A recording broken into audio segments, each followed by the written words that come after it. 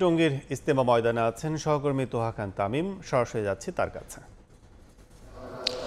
কিছুক্ষণ আগে টঙ্গীর বিশ্ব ইজতেমা ময়দানে ফজরের নামাজ আদায় করেছেন মুসল্লিরা এবং নামাজের পরপরে যে আম বয়ান, সেই আম বয়ানের মাধ্যমে শুরু হয়েছে বিশ্ব ইজতেমার আজকের দিনের যে কার্যক্রম, সেই কার্যক্রম আমি একটু দেখাতে চাই যে আমার পেছনে ঠিক একেবারে বেশ অন্ধকারাচ্ছন্ন রয়েছে, পাশাপাশি কুয়াশাও রয়েছে, আবহাওয়ার মধ্যে কুয়াশাচ্ছন্ন আবহাওয়া, এবং এর মধ্যেই কিন্তু এই শীতের মধ্যেই কিন্তু যারা মুসল্লি রয়েছেন, যারা এখানে নামাজ আদায় করেছেন কিছুক্ষণ আগে, তারা আনাগোনা করছেন এবং যে বয়ান, সেই বয়ান তারা শুনছেন।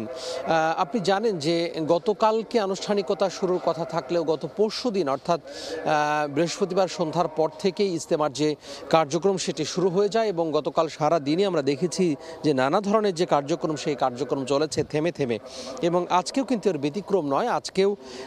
আজকেও বা ফজরের পরে, এই যে ফজরের নামাজের পরেই শুরু হয়েছে আম বয়ান। এখানে মাওলানা খোরশেদ সাহেব, তিনি পাকিস্তানের একজন শীর্ষ মুরব্বী, তিনি তার যে বয়ান, সেই বয়ানের মাধ্যমে, তার বক্তব্যের মাধ্যমে আজকের দিনের যে কার্যক্রম সেটি শুরু হয়েছে। এরপরে এই যে দিনই আলোচনা বা বক্তব্য চলবে মাওলানা খোরশেদ সাহেবের, তিনি বক্তব্য প্রদান করবেন প্রায় 9টা থেকে 9:30 পর্যন্ত। এরপরে সকালে নাস্তার যে বিরতি সেটি হবে।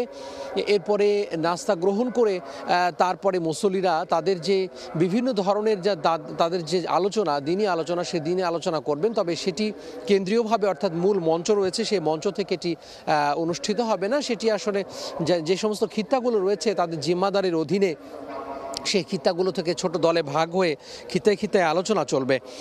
এরপরে সেই খিত্তায় দুই ধরনের আলোচনা এখানে হবে। সেটি হচ্ছে ভারতের মাওলানা ইব্রাহিম দেওলা সাহেব, তিনি এই আলোচনায় অংশ নেবেন। পাশাপাশি তিনি হচ্ছে তালেবুল এলম, যারা মাদ্রাসার ছাত্র রয়েছেন, তাদের উদ্দেশ্যে বক্তব্য প্রদান করবেন মাওলানা আকবর শরীফ সাহেব, তিনি ভারতের একজন শীর্ষ মুরব্বী।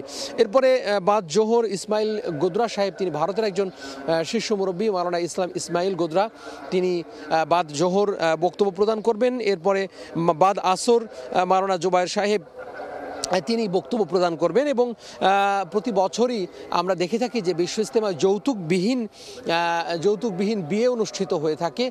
এবারও কিন্তু এর ব্যতিক্রম নয়, এবারও কিন্তু যৌতুকবিহীন বিয়ে হবে এবং সেটি আজকে বিকালে অনুষ্ঠিত হওয়ার কথা রয়েছে, অর্থাৎ মাওলানা জুবায়ের সাহেব যেটি পরিচালনা করবেন, এবং বাদ আসর এই যৌতুকবিহীন বিয়ে অনুষ্ঠিত হবে। তো সব মিলিয়ে বলা যায় সারা দিনের যে কার্যক্রম ইজতেমায়, সেই থেমে থেমে যে কার্যক্রম, সেই কার্যক্রম চলবে।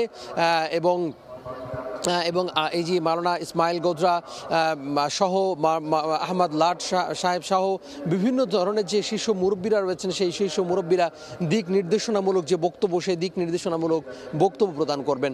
তার একটি বিষয় বারবার করে বলার চেষ্টা করছেন, এই যে ক্ষণস্থায়ী জীবন, দুনিয়ার যে ক্ষণস্থায়ী জীবন, সেই ক্ষণস্থায়ী জীবন কিন্তু আসলে যে কোনো মুহূর্তে মানুষের জীবন প্রদীপ নিভে যেতে পারে। এর জন্য স্থায়ী যে জীবন, পরকালীন জীবন, সেই জীবনের জন্য যে প্রস্তুতি, সেই প্রস্তুতি নেওয়ার কথা বারবার করে তারা বলছেন যে এই ক্ষণস্থায়ী জীবনে যে কোনো মুহূর্তে মৃত্যু আসতে পারে এবং এই মৃত্যুর জন্য যে প্রস্তুতি, সেই প্রস্তুতির কথাই কিন্তু তারা বারবার নিতে বলছেন। তো সব মিলিয়ে বলা যায় আজকে শনিবার দিনের কার্যক্রম শুরু হয়েছে বাদ ফজরের পরে এবং চলবে আসলে এটি বিরতিহীনভাবে। তো এই ছিল টঙ্গীর বিশ্ব ইজতেমা মাঠ থেকে আমার হাতে সবশেষ। এতক্ষণ সরাসরি ছিলাম টঙ্গী বিশ্ব ইজতেমা ময়দানে।